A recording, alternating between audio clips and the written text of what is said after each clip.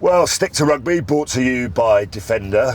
What a huge weekend of sport, hasn't it? I mean, we'll talk about the British and Irish Lions tour in a little while, but we can't look any further than the Euros and the Lionesses, and what a wonderful performance they put in. They made us sweat though, didn't they? Yet again. Yes. Just a bit. I don't know if you guys watched it, but oh my goodness. Like, go behind again, 56 minutes we get an equaliser, and then after that it was edge of your seats. We don't do easy. No. Let's just win 3-0 and enjoy the second half. I would have taken 2-1 at this point, Topsy. Even that would be nice. But you know, listen, just as an achievement to have lost your opening game in a tournament against France, which we did 2-1, the Lionesses, and we got battered as well, possession wise. And then suddenly to have turned that around, which is phenomenal, really. But it was a great spectacle, though, wasn't it? You know, in terms of a game to watch, you want jeopardy, you want it to go down to the wire, you want penalties, you know. I absolutely loved watching that final. When you sit down with the family and you got the kids and everyone around, how much it does for the game. It's quality. Was it Serena Wiegmann's third final, second win, is that right? Yep. I think. Only does finals. And also to win away from home is really, really hard. But to beat the team that beat you in the World Cup final, as well, I just thought was... Do you think she'll be inundated with offers to coach a men's team now, and that'll be I mean, I hope that doesn't sort of take over the headlines, because really she's done an amazing job. I get a strong opinion on this though, because I think it's like, if you're a successful female coach, or the next thing is that to prove your worth, you have to go and coach a men's team. And I'm not sure, potentially now in modern day, that needs to be a thing, given what she's done. Yeah. Like, she hasn't just done this with England, she's been successful with other nations. So, like you say, I hope that isn't the thing. I think if it's something she wants to do, you know, Emma Hayes came out and was like, no, I just want to coach women's football. That's where my passion lies. That's my strength. Yeah, and they suddenly, you know, when Gareth Southgate was coaching the men's team, they suddenly don't go, right, your next job is, do you fancy coaching the women's team? Yeah, it's almost seen as the other way, isn't it? It's like a demotion to go to women's sport, men's sport's in promotion. So, like you say, I'm sure she is inundated. You can't be as successful as she's been and people not look at your CV and think, I'd like you as part of my team. It feels like we're at a point now where it doesn't matter, does it? It's, you know, in terms of whether it's a female coach or a male coach, whether it's you know, someone from your home nation or a foreigner, it feels like it's just about getting the right people in a role. We've got no guests this weekend, the reason being that we wanted to get to know our special hosts a little bit better. So, Topsy and Lewis, the spotlight is all on you today. So we're going to put you under the microscope. I think Shanks is missing us. He sent me a little Insta note when I put a little picture. At least he replied to you, Katy. He hasn't replied to me. Has he not? No, he's too busy hobnobbing it and enjoying himself. I saw a picture of him though, but he did look like, oh my God, what's the guy? Voldemort? No, worse. He didn't look like he was living his best life. Okay, Jack. And just finally, I've noticed on social media that most rugby clubs are back to pre-season now, which is always... Everyone always pulls a face when you say the word pre-season, because we all remember, we've all got our short-term memories about how hard they are. I mean, I can't look much further than that thing we did with England in 2003, which was probably the hardest I think any of us have ever trained. Would that be fair, Lewis, do you think? But that was by far and away the most disgusting pre-season I've ever had to do. Oh my God, I remember there was one day, it literally just went on forever, and you did multiple different events, and there was one where you had to do a flat out 60-second sprint. So you just had to sprint for 60 seconds. I suppose like doing a 400. Yes. And I remember some of the lads going off, like Wilco, Joe Worsley, and Jamie Noon. Do you guys remember Jamie? Yeah. Nooney, he's now a football agent, Nooney, I think. Yeah, he is. Yeah, and he went off absolutely like a missile ahead of everyone else, and he probably got to 35, 40 seconds and suddenly realised he'd made a massive error. And his engine just started dropping off, and then we had to sit on the floor and let all the lactic acid build up in your legs. Yeah, and then you had to get up and do the same again, and literally Nooney could barely get up off the floor for the second one. It was brutal. Yeah, that was absolutely probably brutal. the fittest. Katy, I mean, probably something similar, wasn't it? Yeah, 2014 Stu Pickering came in as our S&C and introduced Malcolm's. Good old days of Malcolm's, and it used to be when you used to start on the floor, you used to go 10 metres down, come back 20 metres down up, like you were going every 30 seconds. The shuttles were the down up basically. And we used to have, it was a lot about body language and how you were perceived. So it was never, you weren't allowed hands on hips, you weren't allowed to bend over. And we'd done quite a few, got to the end, Heather Fisher literally bent over and was like, right, start again. And I think we got to 12. And you're like, or somebody missed a line. You're like, come on. The rest of us are hanging. Oh, the one that jumps out was, I don't know if maybe you might have gone Spala in Poland. Yes, yeah. When cryotherapy became a big thing, and it was like, right, we've got this new scientific thing that means you guys can train harder for longer. So we were doing 3-4 sessions a day, going into these ice chambers. It was like, was it minus 127 or something like that for 3 minutes? You got clogs on, you got headbands on. Also, you can overtrain. Do you know what I wanted to know? do you know what I wanted to know is how did they find out that minus 160 was the optimum temperature? I mean, there's got to be a few casualties along the way. These things are in cycles, aren't they? Someone goes a couple of, I've got an idea. We should do this. We should do Malcolm's. Now we should do Broncos. Yeah. Now let's get an ice chambers. And It's you're like, fads, isn't gosh, it? I just want to play rugby. Jono came over, literally looked me in the eyes as I was lying, sort of getting up off the floor, grabbed me by the scruff of the neck and just went, I told you to hold on to the ball, you little twat. Everyone always asks, what was facing the hacker like? And I was like, it was brilliant. Like, kind of made me game ready. And there was about 10 acres of space on the right-hand side, and I'm like that. Johnny, you basically... We'll go! I'm here! You would have run in unopposed had the ball come Oh, to you. mate, I probably would have dropped it in all fairness. It was the moment from Jack Morgan, wasn't there, that's been sort of widely debated and chatted about. If I was Australian, I'd probably be livid saying, it's not fair. This particular game, I think I have to say, in my opinion, will go down as one of the greats. One of the great test matches in Lions history.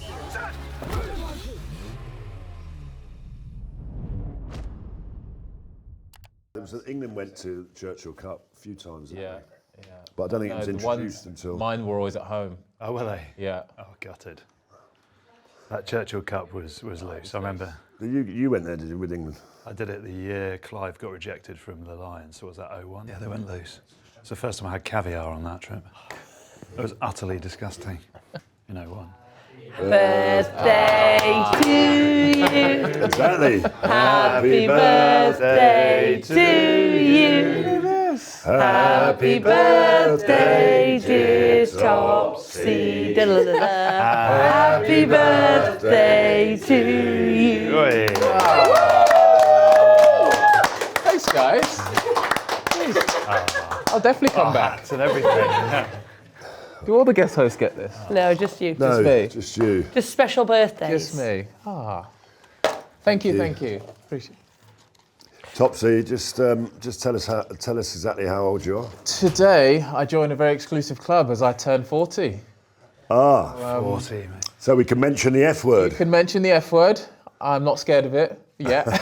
Have you embraced it? I'm embracing it. Full steam ahead. Life begins at 40, doesn't Apparently. it? Apparently. Excellent. Well, Thanks. in honour of your 40th birthday, I cooked those cupcakes. They look good. This very morning. Thank you. Which is why they look a bit of a mess. But no, they are salted caramel chocolate cupcakes. Ooh. You are very lucky. He doesn't do this for everybody. No. Well, I was told it was his birthday and I had no choice but to make cakes Milestone for him. birthdays only. Right, let me blow these out for you. Yeah, congratulations. There we are. Congratulations. Yeah. Thank you. And please feel free to get stuck in. Well, listen, in honour of Lewis Mad Dog Moody, and obviously I probably know where that nickname comes from. Today's quiz is all about rugby nicknames. Katy has the questions. Are you ready? So we're going to alternate. It's called the nickname game, as Lawrence has alluded to. Very original. Yes. Okay, because it's your birthday, we're going to start with an easy one. Oh, okay. Yeah. The Honey Badger. Honey Badger, Nick Cummings. Nice. 36. Yeah, I had to ask a no question. idea. That's not a birthday. That's not a birthday. That's someone. That's someone. Okay. Yeah, I got someone's no nickname. idea. 36. 36. Was it Gloucester? 36. Icon of Gloucester. Phil Vickery? No. No. It's Raging Bull, No. obviously. Go on, tell us. Go on, give me the answer. Billy 12 Trees, and it was based on Wait, you played with him? Yeah. Come on, you 12 should- trees. 12 12 Trees, Trees, 12. by Jordan Murphy. 12 trees. Yeah, got it. Okay. 36. 36. Briefcase. Oh, I know that one. I'm going to be useless. I went in between us straight away. Briefcase. Briefcase. That's really hard. It's. Do you know that? No, out. Briefcase is Elliot Daly. Yes, well done. I don't know why, bizarrely though. Because he turned up to Wasps training in his school uniform. Oh, that's right. And he turned up with a briefcase on, Yeah. something like that. Yeah. Went to a different school than to me. Live fast. Well, it could be anything. It's like a phrase. Live fast. Die young. Yay! That is the rugby player, Di Young, of course. Yeah. The chiropractor. The chiropractor. I know that. Plays for Samoa, doesn't he? Yeah, he Centre.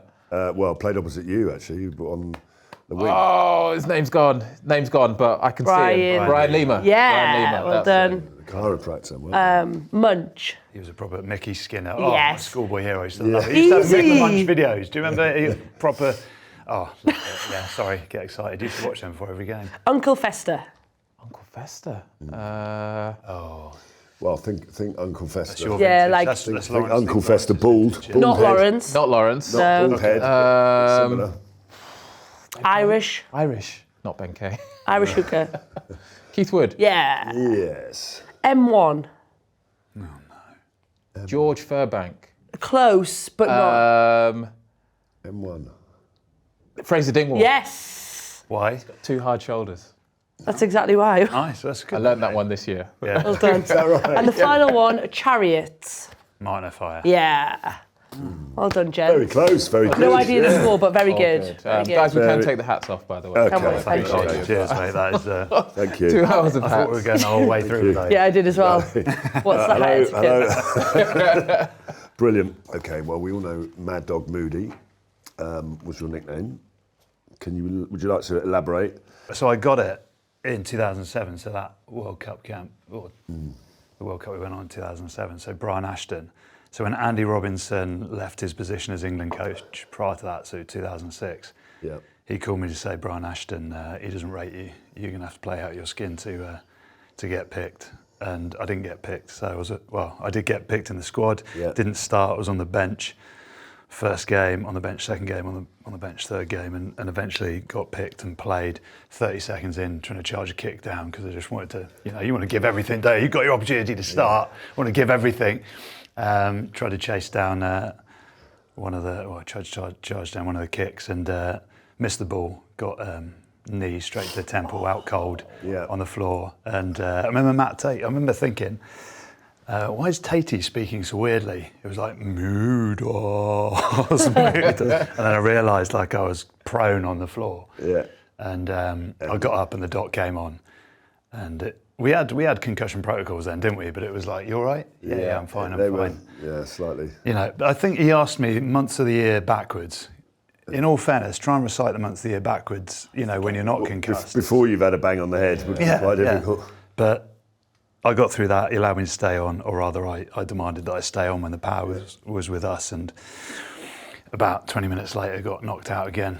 Jeez. And I don't remember much of the game, but had one of my better games. And and in the press conference afterwards, Brian Ashton, who I was told didn't want to pick me and wouldn't take me, he said everyone needs a mad dog in their squad, and that was it. Right. I had a fairly loose way of playing the game, as you know. Well, I was going to say though, but when we were growing up playing, the game went professional, and a lot of, nowadays all the pro rugby players, their kind of bodies are ready to play rugby. I think it's fair to say when you came out of school and came out, you probably hadn't been in much of a gym.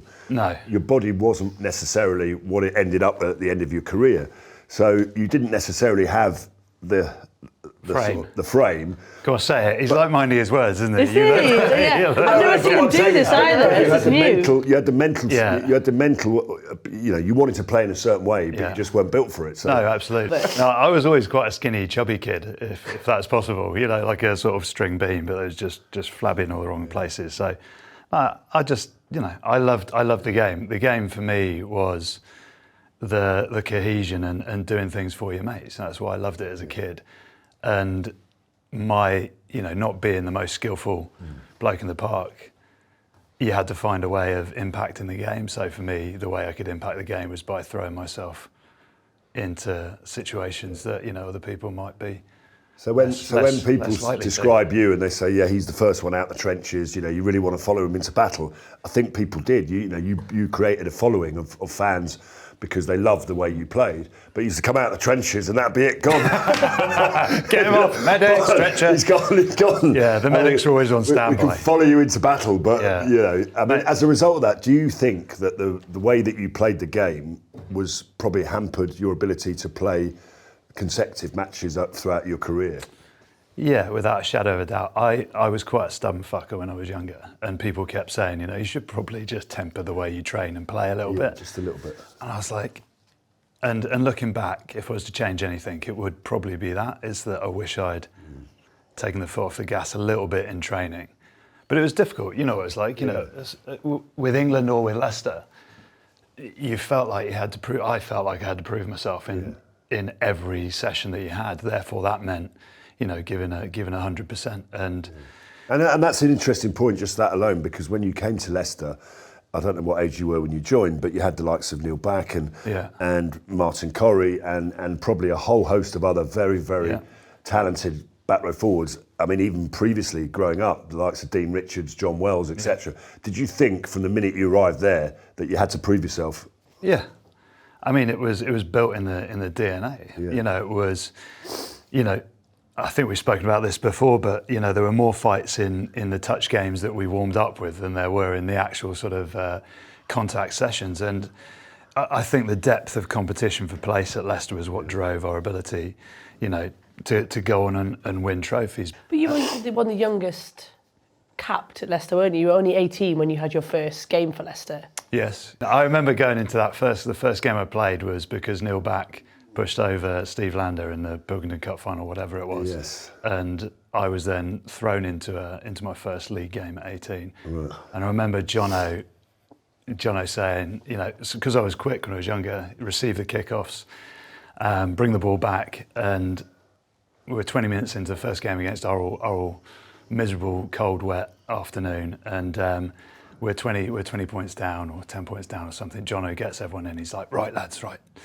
And I'm an 18-year-old schoolboy. I've literally been sat in my classroom 6 months ago watching Martin Johnson, all these guys play. Yeah. And all of a sudden, Jono's got us in and he's waving the finger. He's like, right, whatever happens next, we'll keep hold of the ball, drive it up the pitch. We'll get Joel Stransky, who's playing fly-half back then, the South African World Cup winner. Yeah.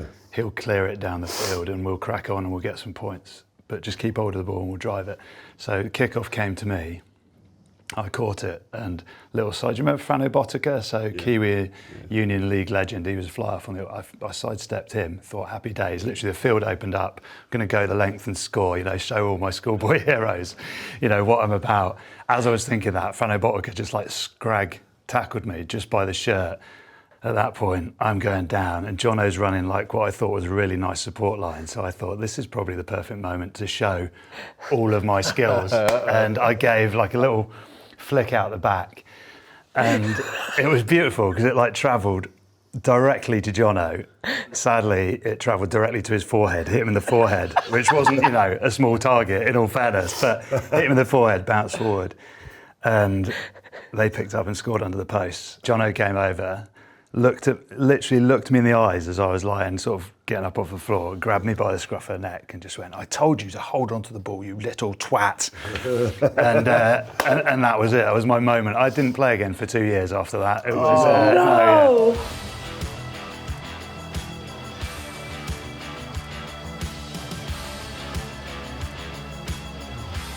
Stick to Rugby, brought to you by Defender.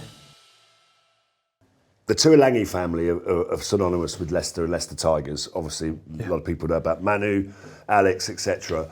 I read somewhere, which is why the question's here, that you got yourself into a bit of a fight with Alex Tuilagi. I can also help out for this because I spoke to Mark Quato about this last week, and it was playing for England, right? I think, if I'm correct, Lewis was the first English player to ever receive a red card at Twickenham. in 105 years. That's I know, yeah. And yeah. as you said, like, I was not a dirty player. Your face is like, by the way, I never got one in my career. By the way, Did you just so not? we're clear. I mean, that, yeah. Gary Lineker of Gift the of the gab. A couple of yellows. I got a red. So I But can Martin see it. Johnson, all those players, you were the Played for first England as person well. to get a red card. Yeah, Gareth Chilcott, Brian Moore, Ackford, all those guys. I was the first. Mike I couldn't Burton, believe it. So, you know, I played for 14 years, played for England for a decade, part of the World Cup inside, Leicester, all those trophies that you mentioned. The only thing that pretty much exists of my playing career now, if you put my name into YouTube, is one fight with Alex. So Alex was, he was teammate at Leicester, top lad. So it was England v Samoa, 2005 or 6. We'd been pumping them, and the Samoans had been late shots, cheap hits, you know, all those dark arts, and it'd been going on the whole game. And there's probably only 7 minutes left of the match, and Mark Cueto, Charlie Hodgson crossfield quick. Mark Cueto jumps up in the air like a salmon, catches a ball, and Alex took him out in the air. Cueto lands on his head. My instinct was to get in and separate him, because Alex is a 18 stone absolute Samoan unit, and Cueto is a feisty Mancunian, and significantly smaller. So I wanted to get in and separate them. And as I got in to separate him, Alex then just chinned him, put one on his chin, and that was, I think, the catalyst. You know, the red mist came down. And I wasn't. You were looking out for one of your teammates. Yeah, I wasn't violent. I wasn't a dirty player, but protection, and being there for your mates. And I think I threw. I don't know. Is that how Kuwait saw it? Do you know what it is? Sadly, it was really similar. I was hoping that Lewis was like some big brawl and he had nothing to do with it. But yeah, Quates said you did him a solid. Saved his life. Yeah, well, if you watch it back, Quates gets up afterwards and he's like striding towards Alex, who's walking away from him. You just see this like giant back, and as Quates is like got that strut going, Alex turns round and Quates very quickly starts walking. Yeah. So were you the only? So Alex didn't get a red card either, did you? We both got red cards. Yeah, we got fined. I think $3,000 each as well when we got back to Leicester, because the following week, obviously, we were banned for 6 and 8 weeks. Did you invoice Quates? No, I should have done. He still owes me. So if that's one of your worst days in an England shirt, one of your best days has to be the World Cup final in 2003, where you are part of, as you say, an awesome squad, and I know for a fact that the competition for places in that team was huge. You come off the bench, and Clive didn't make many substitutions until late on in the game, but you actually were the catalyst for that for Johnny Wilkinson's drop goal. God knows why we threw it to the back of the line-out. I think it was probably because every line-out we'd had up to that point, Australia seemed to win, put in. I was more surprised than anyone, mate. They threw it to the back, I tell you now. But anyway, talk us through watching that game, the frustration of having to sit there and watch it for such a long time, and then suddenly you're thrown into the action, and it's got to go down as probably one of the greatest days of ours, of English rugby's, sort of career. Yeah, I loved it, of course, but you guys know what it's like when you're sat on the bench. It's the worst, right? So you do all the warm up, you get ready to go on, you're pumped, and then you've got to sit down for, however long. And as it turned out, 80 plus minutes, because we went into injury time, and I was always very, self-confident. Never sort of arrogant. People that saw me may not have believed that, but always, inwardly confident in my own ability. So sat on that bench, I was like, get me on, I'll make a difference. Get me on, I'll make a difference. Yeah. As the course of the game went on, and Elton Flatley and Johnny Wilkinson were like exchanging kicks at goal, all of a sudden the sort of demons start creeping up the back of your neck, don't they? You're sat on the bench trying to keep warm. Yeah. And all of a sudden, those demons kept getting further and further up, and it was like, actually, do you want to be the person that goes on and gives away a penalty and costs England the World Cup? That's what I'm sort of dealing with. I don't know if you've ever experienced anything like it, but it was like, Christ, how do I repress that negativity that's now creeping? And we then went into extra time, and I'm sort of managing all these demons on the sideline. I'm doing sprints up and down, just trying to distract myself and show Clive that if needed, I'm ready. And then he came over and just tapped me on the leg. I think it might have been Dave Redding actually, and just said, mate, Hilly's gone down. He had a hamstring issue the week before, I think, during the tour. And he's like, you're going to go on, get ready. And he passed on a message from the coaches. And the message was basically... Pretty clear, wasn't it? Yeah, the message was, right, are you ready? I was like, yeah, I'm ready. A bit nervous. Like, don't worry, you'll be fine. One message from the coaches: whatever you do, don't give away any fucking penalties. Oh, wow. I was like, what? That's literally all I was thinking about. The one thing that you spent 90 minutes trying to get out your head, they suddenly put straight back in your head. Really needed that. That's inspirational coaching for I you. know. Right But there. you know what? It at least focused my mind on. It was an important moment, wasn't it? Yeah, and of as a course, 24-year-old, coming on. Players would have said, "Don't lose us the World Cup." On you go. To be Please fair, don't be shit. Whatever you do, don't be shit when you come on. I'll set the scene for you. So they've obviously kicked, missed the kick. We've ended up kicking for touch, and I think we made it to I don't know, just about the 10-metre line, didn't we? Because it was greasy as well. It was a wet night, and Tomo. People forget that Tomo had been a number 8 until like 18 months, 2 years prior to that. So he'd quickly turned around and thrown a back ball in greasy conditions in the last minute of a World Cup final. Probably not his easiest throw, but they had Phil Waugh and George Smith on the pitch, I think, at the time, who were, fairly vertically challenged in terms of height, and they never competed at the back. So it was an easy win. Ball sort of hit me pretty much in the plums, in all fairness, and then I just offloaded it to Dorse. The thing you'd know, but the weirdest moment for me was having options for Johnny, because everyone knew that we were going to try and go into zigzag and get Johnny into a position to kick the drop goal. But because we knew it meant the Aussies probably knew it as well. So if they congregate around the breakdown and try and charge him down, we need a get out option. And 2 get out options were, I think, Benny Cohen on the left wing and me on the right hand side, because I'd gone up in the line out there, for I was the last person to hold the width. And if you rewind it, the minute that Backy gets the ball and hits Jono, I think he's going to pass it to Johnny Wilkinson.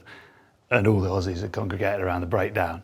And there was about 10 acres of space on the right-hand side, and I'm like that. Johnny, you basically, I'm here. You would have run in unopposed had the ball come to you. Mate, I probably would have dropped it in all fairness. I'm quite grateful that he did bang it over.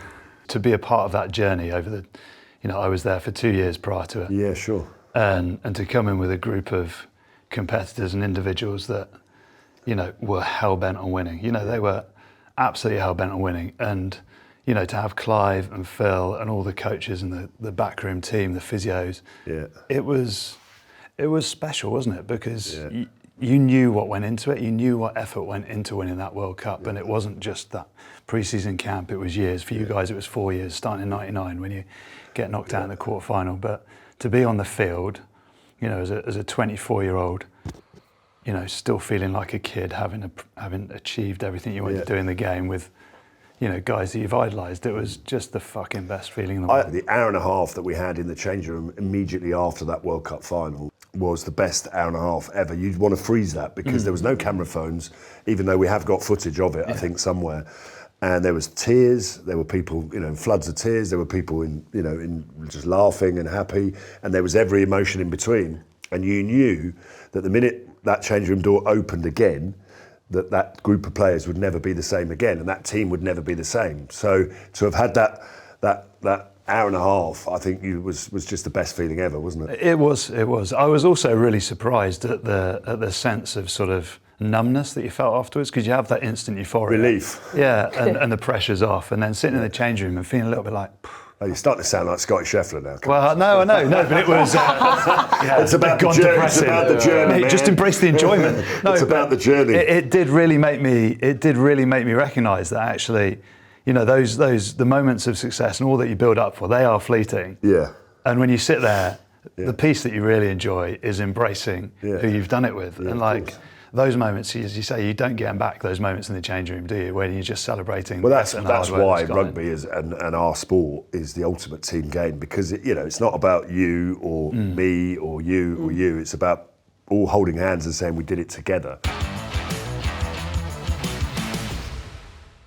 Talk us through the other side of the sporting kind of journey, where you're captain of England now. It's 2011. So what age were you in 2011 as captain? You would have been, if you 30 maybe? 30, 31. Yeah. And it's a different World Cup campaign, probably remembered for moments off the field rather than on it. Yeah.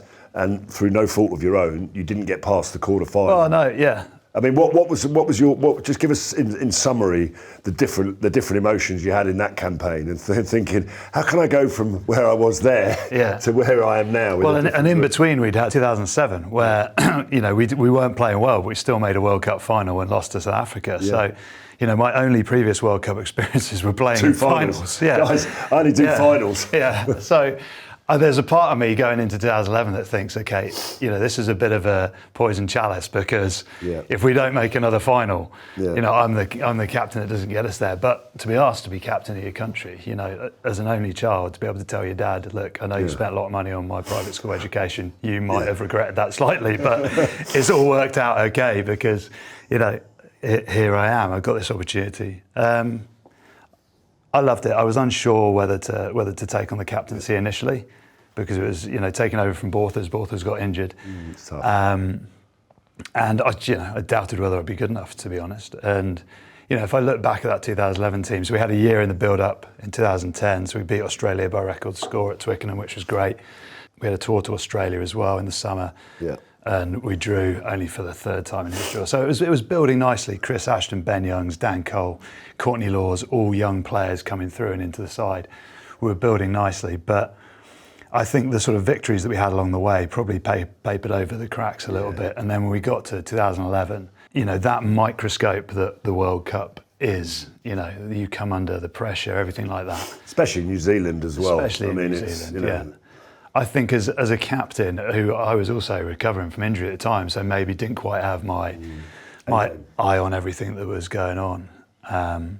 I think you look back on that and go, we got knocked out in the quarterfinal, yes.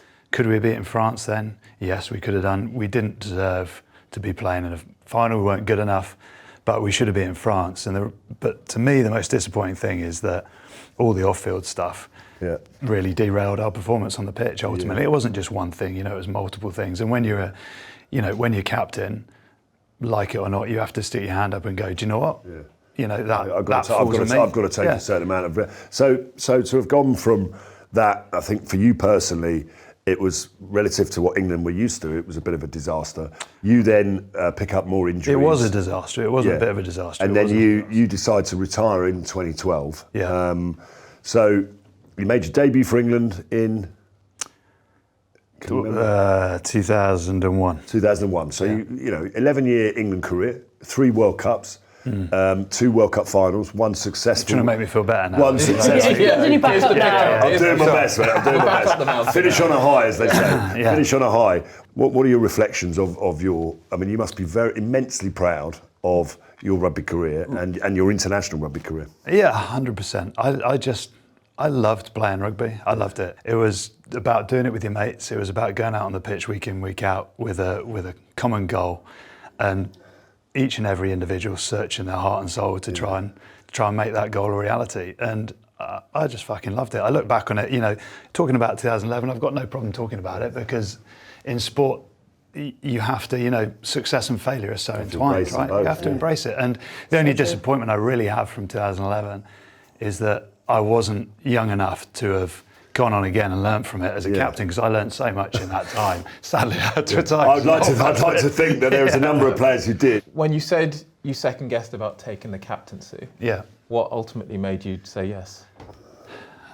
Topsy, what a great question. I just didn't think, as someone that enjoyed the game as much as I did, I couldn't say no to. It's very hard. It's very hard to turn it down. It is, though, isn't it? Someone who loves playing for England, loves playing for his country. I've never thought about it, actually. And to be honest with you, I don't know. But yeah, like it is one of the greatest honours that can be bestowed on you, isn't it? So you think it's an automatic yes, but actually, I was terrified. Sometimes it's kind of an insult to the coach if it's not an automatic yes, because if you say no, you're thinking, why did I think this guy was good enough to captain England? Well, maybe, maybe there's some self-awareness in that actually, I would love to do this, but I don't think I'm ready. There's jeopardy that comes with it, isn't there? Yeah. But the point is, if you don't think you're ready, then the coach is going to doubt himself as to thinking, why did I even ask this guy? Because I thought he was ready. Because I wouldn't have asked him if he wasn't ready. I think you answer the question in your own head when you're given the opportunity. Until you get presented with that, you don't really know.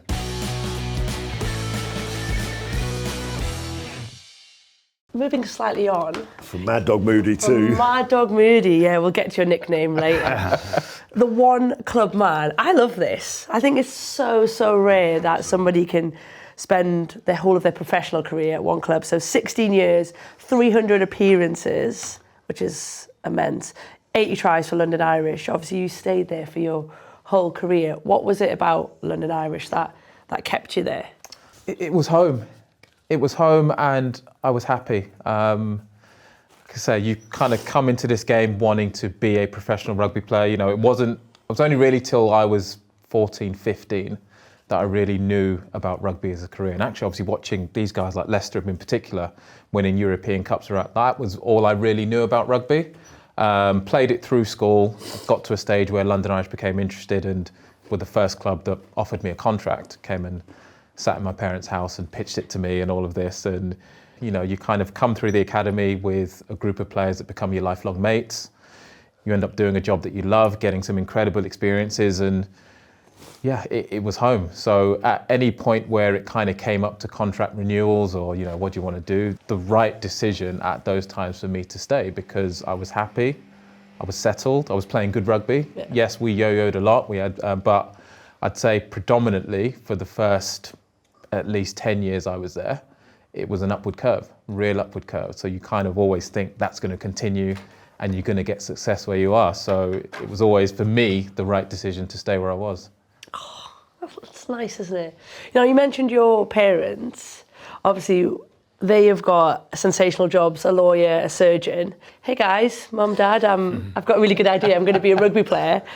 How did they take that? Was that the career path? It was all a that money you spent on my education. Yeah. Well, this is it. And actually, my older brother, he'll say, I made it happen.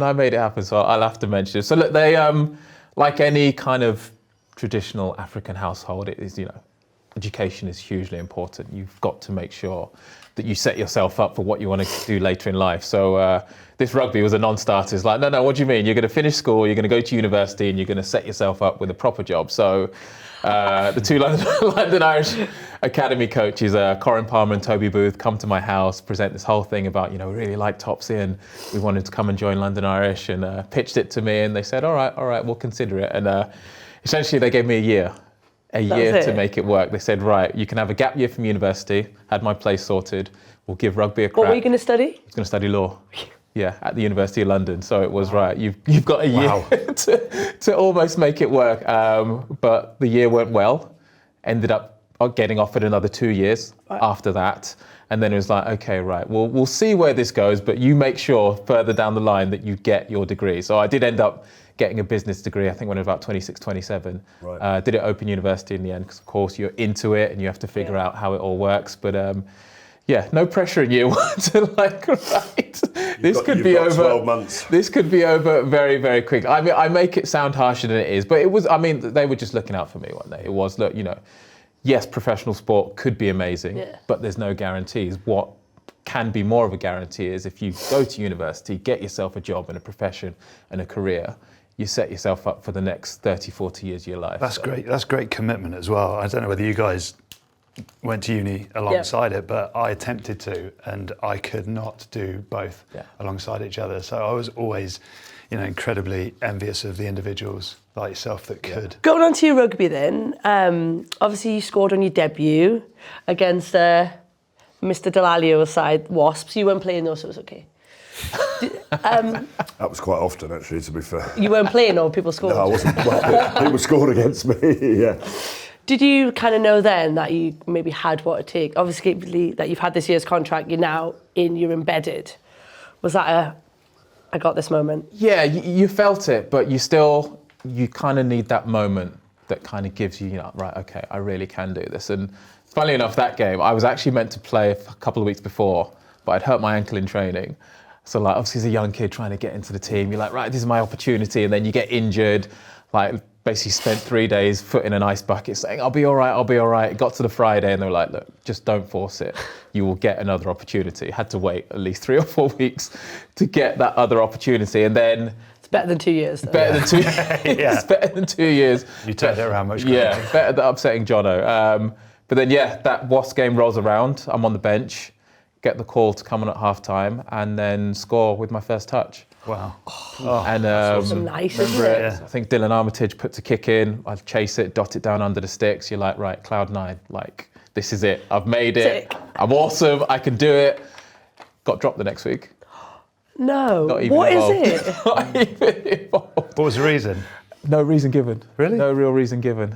Just the team came out and I wasn't involved. Not even. Did you win that game? We won that game. Right, okay. We won that game. So you think off the bench debut, you've made an impact. Left out the following week. So How long before you played again? it was another couple of weeks till I got back in again. Yeah. So you kind of. 2 weeks sounds better than 2 years, doesn't it? Yeah. So again, at that time, it's like your brain's scrambling. You're thinking like, well, hang on, I've just done everything I've asked to do, done everything I've dreamed of, and then you get left out the next week. So maybe someone somewhere had a plan. And like I say, things kind of worked out in the end, but at the time, absolutely fuming. You mentioned there about Dylan, but when you look back at that team, Mike Catt, Dylan and Stefan Armitage, Alex Tuilagi, like there was some big old names playing at Irish at that point. Kind of what's your fondest memory of that group? Oh, man. It's probably something similar to what Lewis said earlier in terms of it's just that time you spend with that group of players who are your mates, your friends. Like, you know, I feel lucky enough that I could probably, because of how kind of global the team was and came from all corners of the world, you could almost throw a pin at a map and know somebody that lives in and around there. Like, so that time with those players where actually we were playing some really good rugby. Like, you know, rugby that suited us, rugby that put a smile on our faces, like, you know, and the team that we had, you know, even add in, you know, likes of Bob Casey, Nick Kennedy, Salala Mapasua, Sailosi Tangithakinbao, like we kind of, you guys will have felt it, obviously, you get to a stage where you just know that you have a good team in and around you and what you're doing is working. So those times were brilliant. Like we just enjoyed what we were doing. We had a great time on the pitch. Probably had too good a time off the pitch as well. Too much cover going on around in those days. That's interesting, because I always perceived in the earlier stages, London Irish always had that sort of party boy mentality, but I perceived as you guys progressed, because you had such an epic team then that played sensational rugby, I always sort of was under the impression that had dropped off a little bit. Oh, Maybe no, not. it was still there, fuel. but I think the balance was right. So it was, when it's time to work, we work and we put it in, but we thoroughly enjoy what we're doing as well. And we thoroughly enjoy the time we spend off the pitch as well. And like I said, I think having all those different cultures helped as well, because it was like, right, I don't know, you're from Samoa, you're from Fiji, I don't know much about your culture.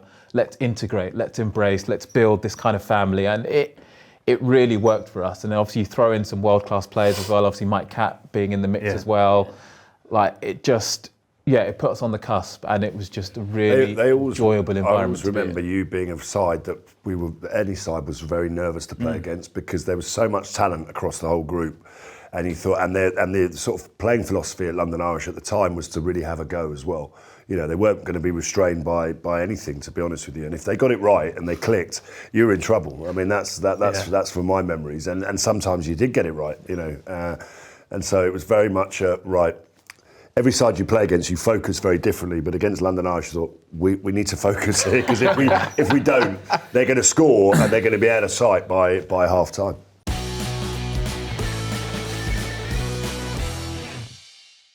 Playing for England then, you've got a track record here of tries on your debut, 2 for England against the All Blacks. That also must have been a pretty special day. Yeah, one that took me a while to look back on and I guess appreciate what had happened, because again, you go from watching these guys play Super Rugby, especially, you know, you'd wake up on a Saturday morning, it was on your TV, so you're watching, you know, your Dan Carters, your Rodney Soyalos, Sivi Vatus, those kinds of guys, Joe Rokothoko, and then all of a sudden, in a short period of time, because my goal that summer was to go on the England Saxons England A tour. Yeah.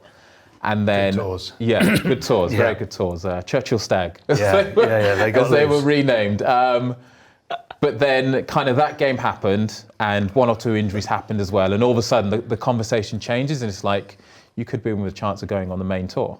And then you play it down, and then I'm in the car and get a phone call from Martin Johnson saying, we want you to go on the senior tour.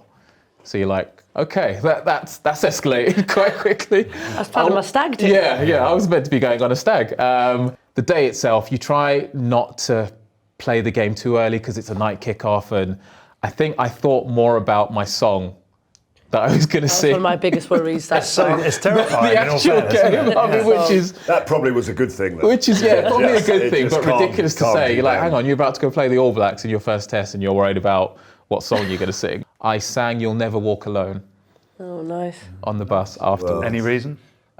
Big Liverpool fan. Okay, nice. Premier League champions, you know. Yeah. You always sing something. They're all right, but You try and sing something that everyone can join in with. Well, that's it. That's they're going to boo you, whatever. It doesn't matter, you know. yeah. But then they might join in with you. Yeah, so I thought that would be safe, that would work. But yeah, it's just incredible stuff. Like I say, you're there, you know, everyone always asks, you know, what was facing the haka like? And I was like, it was brilliant. Like, kind of made me game ready, because again, you go from watching this thing either in the stands or on the TV, and then all of a sudden it's 20 metres in front of you. And, you know, you just... Who were you playing against, your opposite winger? Sivi Vatu. Sivi Vatu. He was scored decent. 2 tries against Sivi He Vatu. was- Did he score one that day or not? He did not. He might have assisted a couple. But yeah, it was incredible. I mean, I guess the first one, and it's one that I always laugh about. Dan Carter gave me my first international assist. Nice. So obviously I picked off his pass. Tick. And then one of those, when you get an intercept, you're like, right, I hope no one's chasing me, because you've got a long way to go. Turn around, you got Mills Muliaina in a corner flagging me. So I'm like, right. And like you can see kind of the last 5 meters when I'm starting to tire out, kind of my back arches a bit. And I'm like, no, please get there. And luckily just had the angle. But of course, we're down on the scoreboard. So you just score, you jog back. I think 1 or 2 of the boys managed to come up and celebrate, but the rest were like kind of on their knees back at halfway line saying, right, okay, we're back into this. And then Danny Kerr puts a kick in for me to score my second towards the back end of the game. So obviously we lost, but later down you're kind of like, right, I scored twice on my debut against New Zealand, which I don't think many people have done. Not many do that, do they? So yeah, memories for a lifetime. Shirts up at home, my cap is at my mum and dad's. Oh, nice. So yeah, you know, every time you kind of go home, you get to look at that and remember some good times. On the flip of that, you only got 1 more cap for England after that. How was that? And do you think it was fair? Or... I think it's fair, because I would have loved more caps. I absolutely would have loved more caps. But I know obviously when I came into that tour, there were, as much as I was playing really well, a couple of injuries did open the door for me. And, you know, a couple of guys you mentioned, you know, Christian Wade came through afterwards, Chris Ashton came through afterwards. But the real kicker, I guess, was 3/4 of the way through the next season, I had a run-in with a Tuilagi, Alessana. Terrible idea. Don't do it. Who, I mean, I'm not putting it all on him, but basically I jumped to catch a high ball, and as I landed, he's whacked me, cleaned me out, fair hit and all that, but I picked up a bit of a knee injury, and it turned out the surgery I needed, a microfracture, it was a recovery period of at least 6 months. So gets to that summer, and again, conversation with Martin Johnson, it's like, you could tour, but you've got big surgery waiting, so why not just get that done, get your recovery sorted, and get yourself back as quick as you can. So, in fact, I missed the last regular game of the season, the semi-final and the Premiership final that year against your Leicester. So, tough period in terms of you think, right, you're on the cusp of kicking on, and then of course injury strikes and there's nothing you can do. Would I have loved more caps? Absolutely, but again, I think I'm very much, if I change one thing, I try and change a lot of things. Yeah. And I think with where I am now, everything has happened in line to put me where I am now. So can't change too much. On that, it's awesome hearing your story, mate. And that I didn't realise you missed that final as well, the Premiership final. Yeah, it's definitely one that got away. Like, and obviously I'm on the sideline, so can't do anything to help. And you're just watching it, you're thinking, like, you know, you get what you're given, but we're like, we should have won that game. We felt we should have won it. We felt we did everything right. We missed a couple of kicks, but you know, we spoke about luck in sport. You know, I just think the luck wasn't with us that day, and. So who knows? Who knows what different it would have been if we'd had a Premiership title to our name? Yeah, if had Topsy Ojo on the pitch, maybe it would have been different. But talking about luck and winning, we should probably chat about the Lions, shouldn't we? You know, series is done.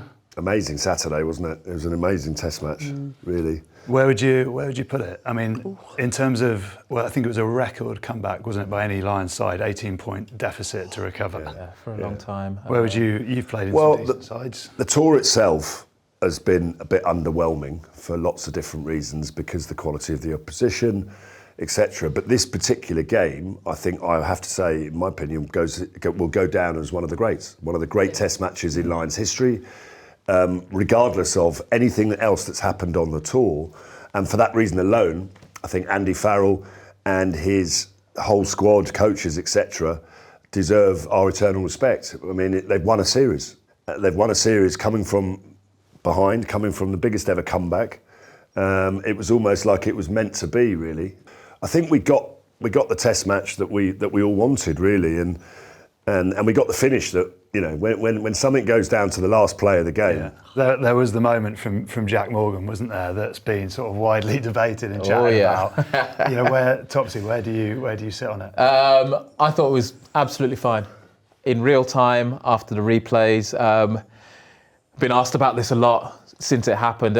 It's one of, you probably see so many rucks that look like that, but obviously this one was, the game is on the line. You had the reaction from Tiziano afterwards.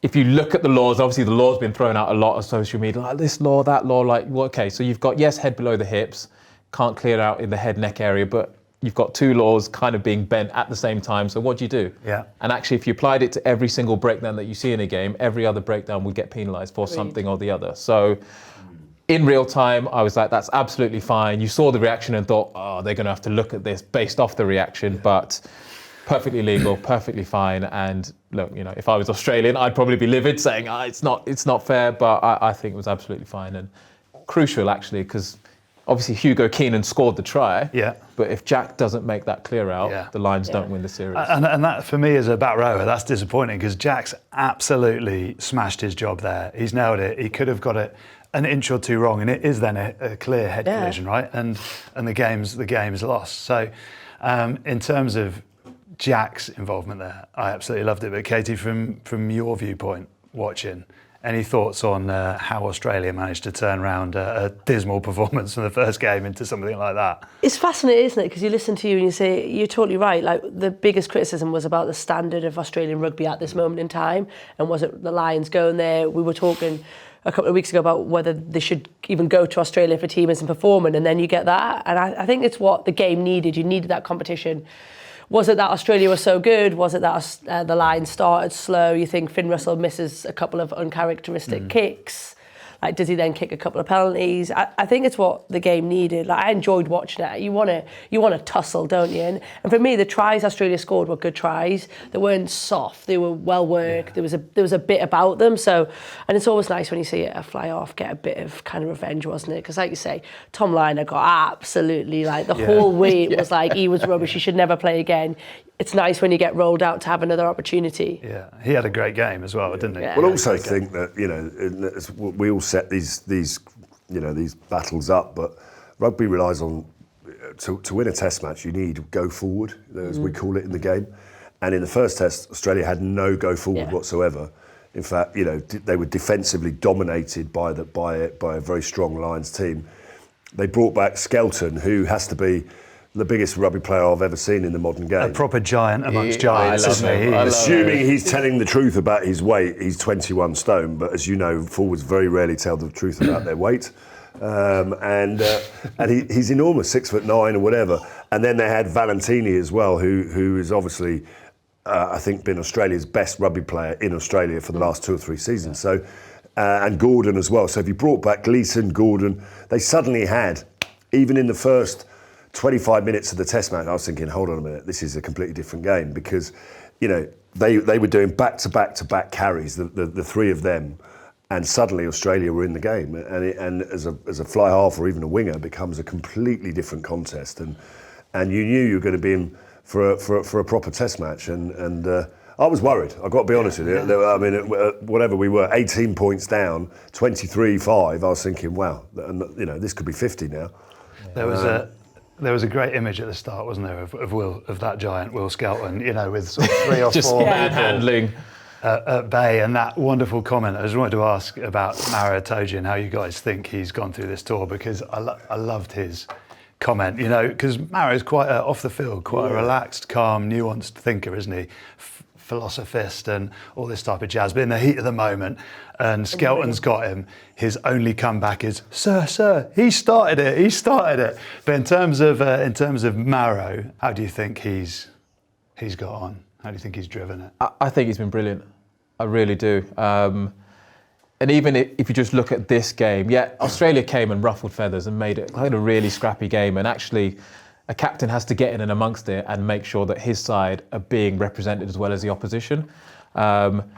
Gave away a couple of penalties early on, but just kept trucking away and came up with some big moments later on in the game. I thought he grew into the game. That's it. And obviously in the second row, sometimes your influence isn't necessarily seen as much as, the other positions, but he came up with some really big moments, big turnovers, big tackles, and ultimately he's led the Lions to a series win, which not many people can say they've done. And I think that's the bit we should talk about, because as I've been saying for a long time, there's been lots of Lions tours since 1888, one every 4 years, but there's not been that many tours that have come back as winning Lions. And there's a reason for that, because it's a really hard thing to do. And yes, we can talk all we like about the opponent and the relative strengths and weaknesses, but ultimately we haven't won a Test series for 12 years. And this group of players deserve their place in the history of the game, particularly in the Lions, because they're winning Lions, and they could go on and win the series 3-0, which would be, we'll talk about that in a second, and who should be playing in that. But to go anywhere and to come back this is a scratch side that didn't even know each other 8 weeks ago. They've come together. And they've had to play against whatever side you like say, but they're still a team that are used to being together all the time, and it's a really hard thing to do. So I think they deserve huge amounts of credit, and let's see what happens on. Having been involved in a Lions series where we won the first 2 games with Jeremy Guscott's iconic drop goal. We celebrated hard, trust me. Neil Back was still on the beach the following day at about 8, 9 in the morning. We struggled to find anyone to play in the third test. Now, this group are obviously slightly different. There's been a lot of players out there. It's going to be fascinating to see. Lewis, what do you think? Is it last man standing, let's see who's fit enough to play, and then fill in the gaps after that? Or do you think Andy Farrell will give guys like Pollock and other guys who Morgan maybe an opportunity to shine? Yeah. Well, I'm fascinated to know what you guys think, but from my personal point of view, Andy Farrell is an out-and-out winner. There is, Henry Pollock said, didn't he, and it was probably one of the only few players to verbally say that they want it. It's going to be 3-0. It's going to be 3-0. And he came out and said it. And that is because that is what Faz has been saying in the changing room. Oh, yeah. And that will be the only thing on his mind. But I would love to see a few changes. Someone like Henry Pollock, maybe something a bit different in the back row. I mean, Tom Curry's been sensational, but a few changes. And all these guys really, and actually, from a selection point of view, he kind of bluffed it a little bit, because he went.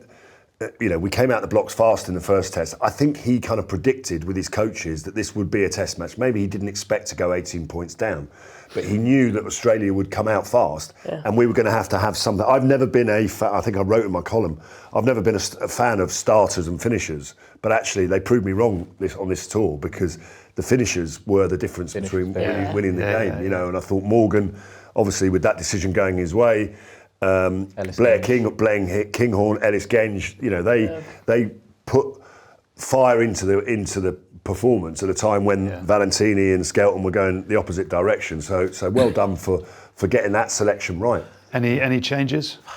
I think there'll be a couple, only just because they've put so much into the last 2 weeks. You think like the physical and emotional energy, especially after celebrating the win, just to keep the tyres pumped up, just to keep freshness in the team. There'll be 2 or 3, because some guys have really emptied the tank, and actually they would have celebrated. You think, first session, Monday, Tuesday, you want to make sure that you are mentally still in the right place to go. I mean, I'd like to think that the group will be 3-0 across the board, but I think from a management point of view, you have to say, look. And do you think that making wholesale changes can be difficult, because not wholesale? I think you want to keep like Gibson Park and Finn Russell keep the structure of the team there, so that the framework, because I think that's been exceptionally good. And only really make changes where you think. Who would you like to Have you got any specific? You want to see Jack Morgan, don't you? He deserves that. Henry Pollock. I think for me, it's a couple. It's a bit like you say, it's freshening. It's not like we're going to give people an opportunity now. It's we need to get 3-0, but actually you look battered. You look a bit battered, right? That's. I think McCarthy maybe in the second row if he's fit, he comes right back into it, because I thought he was he was playing well.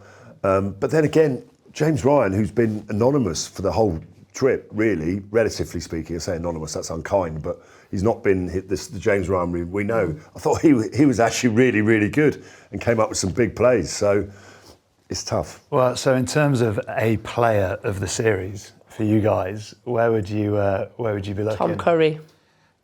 Good shout. I'll go Ellis Genge. I think he's been brilliant. I think you're absolutely right, but I know this is going to sound a bit strange, but I think Finn Russell has been the best Lions player on this trip, and not because he's done something outstanding that's won the series, although his contribution in the first Test match when he had a couple of little cheeky moments, but what we've always remembered Finn Russell for is doing things that no other rugby player can do in the same way as Carlos Spencer, etc. Yeah. He hasn't done that on this trip, but what he has done, he's done brilliantly well. I'd have to agree with Katy on, player of the tour. I thought Tom Curry, who, in all fairness, I didn't actually have down as starting, who has just been sensational.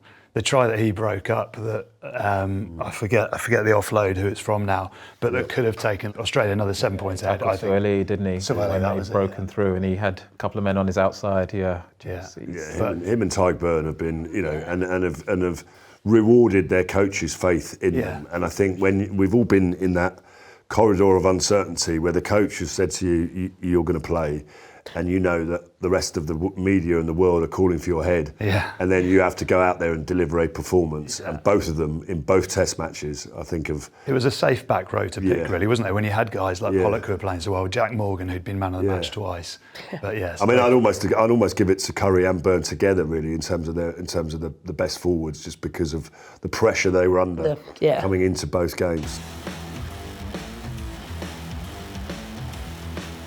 Stick to Rugby, brought to you by Defender. Well, as much as we've all been watching the Lions, there have actually been some other summer tours taking place. Has anyone watched? This summer, so they've been at very random kickoff times. But we'll do a quick wrap up of the home nation. So, start with England. England lost to France at Twickenham, 15, 24-26. Then went 2-test tour to Argentina. Won that series, 35-12, 22-17, and then beating the USA 40-5. So played 4, won 3. Lost Jamie George as well, who went to join the Lions as well. George Ford picked up 100 caps, just some headline stuff. So despite missing a whole host of senior players, I guess, Katy, start with you. How happy do you think Steve Borthwick will be with where England are at the minute? I think you've got to be, mainly for those Argentina games, haven't they? Because you look at, like you say, there was 13 boys away. You lose Jamie George before the second Argentina game, a dominant Argentina side that are going really well. I think you've got to be really, and you're away. I think you've got to be really pleased with that. I saw the first one, like Fordy looked in great form, he's got a nice little partnership with Roebuck on them crossfield kicks. So I think from an England perspective, to go under the radar when the Lions are playing is probably a really nice place to be, especially when you're winning. I think it's huge. I mean, I think England have taken a big step forward, because to have all those players away with the Lions, I think they now understand the depth that they have within their squad. And really, the France result, fine, it could have gone either way, that one. I think to win in Argentina is a really, really hard thing to do. To not only win, but to win the Test series in the way that they did, I think is incredible. And the one question mark that's thrown up for me is they outplayed Argentina by running the ball and having a right go at them. Now, when you've got the detail that Steve Borthwick inevitably brings to any coaching group, I think the biggest winner to come out of this England group is Lee Blackett, the coach from the ex-Wasp Bath coach now, who's the attack coach, because I saw a different attack shape to England in Argentina than I've seen ever before. Now, I don't know whether it's the yin and yang that exists between those two, but Steve Borthwick yes, he's got Richard Wigglesworth. Yes, Richard Wigglesworth's got a part to play in England's coaching group going forward, but I'd be very surprised if he just lets go of Lee Blackett straight away and doesn't keep, because I'm sure from what I hear, the players have just really enjoyed it, because what he does do is he gives the players the ability just to say, go out and play. And you can see that's why Bath are champions this year, not just because of Van Graham, but because of what Lee Blackett's brought, and some exceptional players, by the way. I'd also throw in Byron McGuigan. Yeah. Did some big stuff. Yeah, Like with he came up with a huge enhanced reputation. One question that is doing the rounds. You can go last. Okay. 10. Start with you, Lewis. It's the first game of the Autumn Nation Series. You've got Finn Smith, you've got Marcus Smith, you've got George Ford, and you've now got Owen Farrell. Do you bring Owen Farrell back into the mix? Wow. I love watching Owen Farrell play, and I think his inclusion in the squad was justified in terms of the way that he played the game. Yes, well, would he start for England? No, I don't think so. But should he be in the squad as an experienced head, supporting the young guys? Like Finn Smith seems like the next sort of person that's going to take on that 10 jersey. George Ford is, he's been a solid go-to man. A solid go-to man. He's just got 100 caps. How do you be a solid go-to man? But I just feel like someone like Owen Farrell brings that leadership, he brings that intensity. For someone like the young fly-halves coming into the squad, having him around, I think would be enormously beneficial. So yes, 100%. I don't get all the hating around Owen Farrell. He's a brilliant player, he's a world-class individual, and he's got a huge amount to offer. I think the question almost answers itself, because he's back playing in England. So the reality is that if you're back playing in England, you're available for selection, and therefore, I talked about depth because I remember Clive Woodward, one of the things that he kind of started to do before 2003, and maybe I got a bit more insight than most, but I used to go into his office in the RFU, and he would have written up in his office on the whiteboard every player, every position, and he would have the top 3 or 4 players in each position ranked in terms of where they stood as we speak today. And, so he'd have lucid prop all the way through. Now, if I ask you, all of us here, you would say the biggest loser out of this summer, unfortunately, has been Marcus Smith, because he's gone from last season being England's first choice 10 at the beginning of the season to this season being a guy who covers 10 and 15 off the bench at best and doesn't start. And even when Owen Farrell's fit, he doesn't even get to be on the bench. So he's gone from there to there in a short space of time. If I asked us all to put down our number 10s, what would the order be of those 4 10s? You would say, at the moment, Finn Smith is first choice England number 10, even though George Ford has played. Probably flip them. You might flip them the other way. I would probably say George Ford suddenly becomes number 2 now, in my opinion. I think Owen Farrell, or as it stands at the moment, maybe Marcus Smith is 3 and Owen Farrell is 4. And I think you start the season with that, and then let's just see what happens. Don't name your first England squad until 3 weeks before the international. You're the only fly half in the room. What would you? I think it's really tough, because I think there's this benefit, isn't the trade-off between experience, but having Fordy and Farrell in there, what does that do to Smith and both Smiths? Like, do they have the opportunity to just go and learn their trade by learning their trade, or are you suffocated by having more experienced boys? Because ultimately, there's only so much time that you can run in that position. So you've now got 4 choices. I think for me, Fordy sits at that number 1. I think you can't knock his form for sale, and then you can't knock his influence on summer tour. Finn Smith is like the young boy coming in, needs a bit of time, hasn't really played. Marcus probably has to find, in terms of Lions tour, as in for England, not Six Nations, Marcus has to find whether he's a 10 or he's a 15, because I think being jack of all, like you say, he's not doing any. Yeah, well, he's not 15, He's a that's 10. for sure. He's a 10. He's So a then 10. he needs to play 10, doesn't he? But he's People got need to stop. get back to starting at 10, and you question whether he can do that at Harlequins. I mean, that, I know I'm going a bit off-piste here, but I'd love to see him play for another team. Not because I don't like Harlequins, but Harlequins only play one way.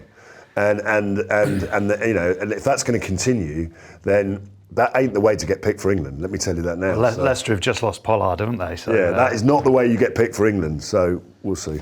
Just to quickly wrap up the other home nations, Wales snapped their 18-game losing streak, so they are back in the mix. Lost to Japan 24-19 and then beat them 31-22. Thank goodness. Scotland beat the Maori All Blacks, lost win. to Fiji and then beat Samoa, and Ireland beat Georgia and Portugal. So yes, there were still other tours going on. That was the Churchill Stag, by the looks of the Ireland trip, wasn't it? Right, we've got a final quiz to finish. It'd be wrong if we didn't. This one's called Guess the Age. Oh, God. You don't feature, you're right. Yeah. So, Andy Farrell. Age. Andy his Farrell. 52. 52? 53. Yeah, 54. 50. Oh. Joe Schmidt. 64. 60. 62. 59. Ouch. Yes. Sorry, Joe. Yeah, he's... You're not making a comeback, are you? Willie John McBride. 73. 82. 83. 85. Oh, wow, really? He's... Close. See, I flipped it. Steve Borthwick.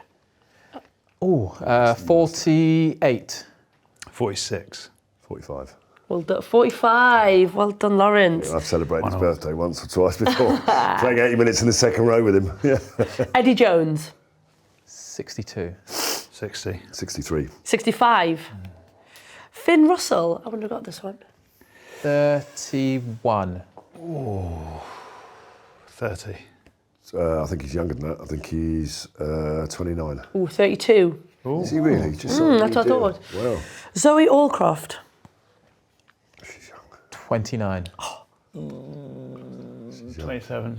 I think she's 27. 28. Great work, boys. I'm impressed. Emily Scarrett. God, guessing a lady's age is Yeah, I mean, a bit it's tricky brave. as well. Gaz won't mind. Scazzy. 34. Ooh. She's 33. Ooh.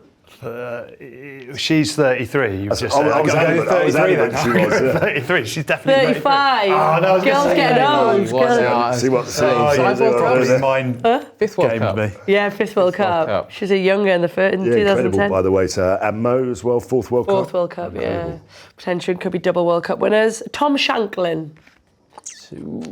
37. No. Come on, 47. Topsy. Clue. 43. 45. Is he? He's going to look a lot older. got- when he gets home now. 47. Because I'm in his chair, so I'm trying to look after Okay, it. nice. And finally, and I would never have got this, Scott Quinnell. It's cute. It's got to be a similar age to you, isn't it? Similar, yeah, so he must be. you 60? I'm 52. Oh, sorry. Thank you, Lewis, thank you. Even Thank though you. I would say he is, yeah, either 51 or 52. 52, I'd say. 53. 52. Oh. It's a young face, little Scotty, isn't it? Gents, it's been a total pleasure. If you're ever free again, I think I prefer Yeah, these no, two. yes, well, yeah, than the I other do as two. Well, well. if there's cakes on offer Oh, I do And a as well. birthday hat. and a That was good birthday hat, cake. absolutely. No, thanks for having us. Been a pleasure. Cheers.